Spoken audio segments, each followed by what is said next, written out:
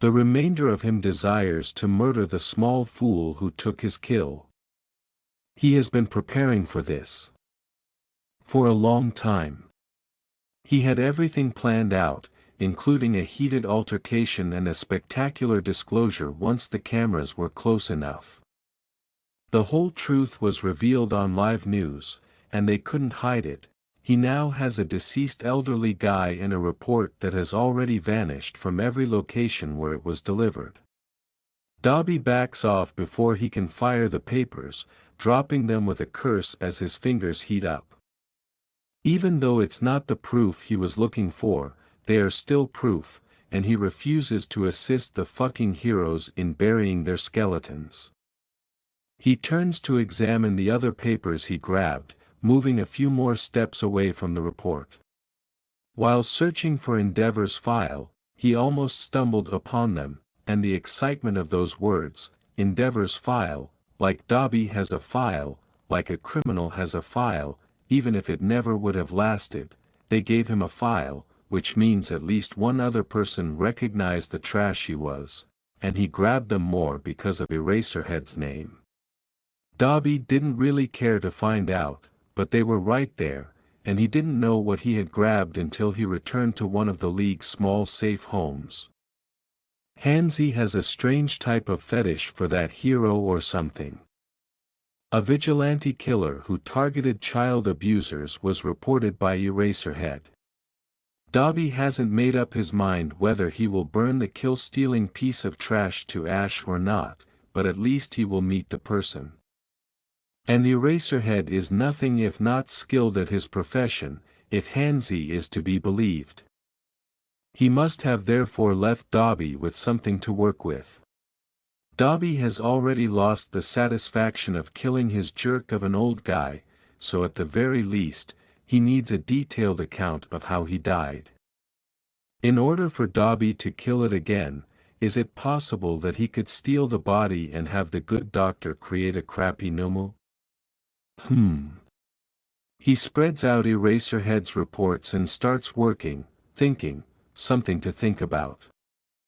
Spread out on the floor, abandoned but not forgotten, is Endeavor's file. Dobby would describe it as very fucking ironic if someone cared to ask him. Definitely no less than the jerk deserves. The impulse to palm a kunai is resisted by Sasuke. He can hardly move his left hand's fingers due to the thick, confining bandages, yet he would be limited in what he could accomplish if he grabbed his right hand. He can only perform the most basic academy jutsu one-handedly, and if he grabs a kunai, he will be reducing his chances of using a substitution to get out of that situation. NOTTHATTHCHAKRASTRESCULDANYTHNGMRETTNACADSUANYWAY. The hero's flat is silent as the animal gazes at him while peacefully sipping tea. It won't be broken by Sasuke alone. He resists the impulse to equip himself as his fingers twitch. When the rat, mouse, thing puts down its empty cup, Sasuke becomes agitated. The animal exclaims, "You have nothing to fear from me, Vigilante-kun. I'm just a school principal, after all," before continuing. "But then, I haven't introduced myself properly, have I? I'm Principal Nedzu, of UA High School, the top heroics school in Japan. I believe you already know a bit about it, yes?" He strokes Sasuke's report. Sasuke replies drily, "I've heard of it, since it's obvious the animal is waiting for him to speak. I think he should just ask. What even are you?" The principal's smile gets bigger. "Well, I'm a rat, of course. Isn't it obvious? I've never seen a rat like that. Your quirk makes you look like a rat. There is absolutely no sense in this universe." The rat's face hardens into a nearly menacing grimace. "Oh no. My quirk is super intelligence. I'm not human at all. Nezu looks at him as if to challenge him to respond. When Sasuke considers the cats, he questions whether all animals in this world are extremely intelligent. He will be formally frightened if the cats begin to walk on their back legs and wear clothing. A little wilts from the principal. You didn't react at all. Doesn't it bother you? Sasuke questions what superintelligence actually means, and something about it seems like an act. How intelligent is the rat? He feels as though every action is being dissected and examined. I don't care what you are. I'm not going to school. Principal Nezu doesn't seem all that apologetic when he says, "Oh, I'm afraid that's not negotiable. I do apologize for the bluntness, but if you don't attend school, I'll have to turn you into the police." As the principal goes on, Sasuke glares. Aizawa-sensei might not be willing, but he's not here right now. And you're in no shape to run, I think. And you must understand, everything is already very unstable, with the events of the past few months. And now that I know of you, I cannot in good conscience allow you to continue killing as you please. However, you are clearly very skilled, with a deep desire to help. So put those skills to use, helping within the bounds of the law. Become a hero, and save people without a trail of corpses behind you. This is what I can offer you. Although it's a close thing, Sasuke doesn't cross his arms. He believes Naruto would adore this world, where heroes abound and killing an adversary is practically frowned upon. Sasuke is unsure of how he will ever feel at ease here. The notion of abandoning an adversary alive behind him is, their death is preferable. Perhaps this planet is nicer and softer than his, but it is difficult to leave adversaries alive. He responds, spitting out memories he doesn't need, your government is corrupt. Endeavor would have walked free with a slap on the wrist. If that. Nezu, the principal, cocks his head. True enough, but not everyone in the government is corrupt. There are in fact, a large number of police, heroes, and government agencies who are good people. And had they been informed of this, Endeavor would not have walked free, no matter who else tried to aid him. It is not so hard to tell the good from the bad either, once you know what to look for. In an attempt to persuade the rat to reconsider, Sasuke says, I haven't attended school since I was 12. He doesn't, since he doesn't even know anything about history, teaching him would need a lot of work and he would need to catch up on a lot of material. Surely, that would be too much work to undertake without someone paying for it. The rat smirks, that's the only term Sasuke can think of. Well, Aizawa-sensei did say to enroll you for next quarter. Almost a month away. I'm sure that's enough time to catch you up on the most important pieces. The sound of a lock flipping over and doors slamming shut give the impression that you are trapped. He won't run far with burns like this, which is the principal's right. Not when the burns are essentially a confession engraved on his skin, and when everyone is searching for Endeavor's killer. Not when he is aware that he still has a smoke and ozone odor. He is unable to attend school. In this environment, attending school is like creating history, giving up, and realizing that he will never return home. He genuinely had no intention of turning into a vigilante. He didn't intend to track down the other children, it just occurred, but he couldn't watch as a child was abducted just in front of him. It seems like Sasuke is settling in and not going anywhere, the more evidence he leaves of his existence. Obtaining official identification seems excessive. However, that is a concept. The rat folds his paws when he openly confesses, I don't have any legal papers. I don't have an ID. I'm not in the country legally. That can all be arranged. Sasuke gives a glare. Pretty sure that's illegal. So is not immediately turning you over to the police. The rat has a point, but Sasuke won't acknowledge it. He seems to know the answer to every question, as if the principal had previously thought of every possible issue Sasuke could raise. He is not shaky. It's close. His challenge already feels like a compromise, like giving in, when he says, I can't just ignore it if I see some scumbag walking around.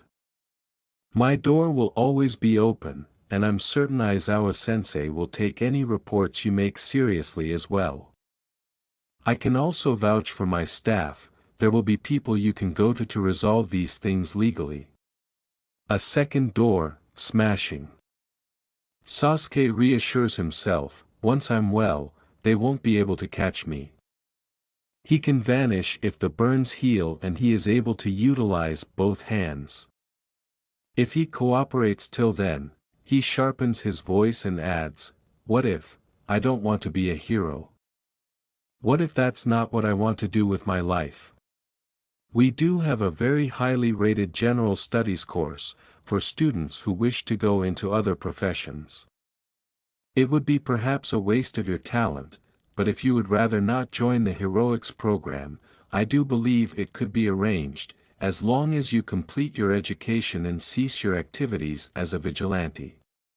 Rats don't need to blink half as frequently as people, as Sasuke discovers the hard way while he and the principal look at each other. His eyes linger on the documents the principal delivered. The rat exudes an air of unexpected arrogance. When there is no response from Netsu, Sasuke asks, what are all these? Well, I came prepared. This form, he takes one from the pile almost at randomly, is where you'll list your name, age, blood type, etc., so I can get your ID. This, he grabs the one at the bottom, is a quirk registration form. I'm afraid no one quite knows what your quirk is, so please register it here. I'll get it filed appropriately. The top one, of course, is a private contract you'll sign that basically states you're a former vigilante. There's no need to identify yourself on it, of course. This is more formality just in case you let slip something and I can use it to assure people that I was aware of your vigilante history, and that we had already discussed rules and such before you attended. Preferably don't mention that you killed Endeavor. Most people are already trying to change your designation to villain for that, and that would be very hard for me to explain. The rat grins again, then pats the final one. This last one is obviously your application to attend. Your entrance exams will be performed separately, once you've healed and Aizawa-sensei's caught you up on your studies. Sasuke thinks uncharitably, reaching for the quirk registration form, having been outplayed from the beginning. There is only one power in the world for people. He initially believed that it made them weaker, and he is aware that it did in certain respects. If the man hadn't been so taken aback by his genjutsu after having witnessed Sasuke throw fire, his battle with Endeavor wouldn't have gone as smoothly. That priceless moment it gave him. But in others, his Chidori would have been impossible for anyone to take. He would have denied the possibility of someone controlling his jutsu. The mutant peculiarities that accompany so many traits, and the elemental immunity that so many people possess, the eccentrics who accomplish something that no one in their home country could possibly imagine. Keeping discreet about how much he can achieve is advantageous. And despite their suspicions, the hero has only ever seen one power. ONLYONEPOWERHECULDNEVRGIVUP at the top, he carefully and slowly writes perfect vision in letters. He includes photographic recall,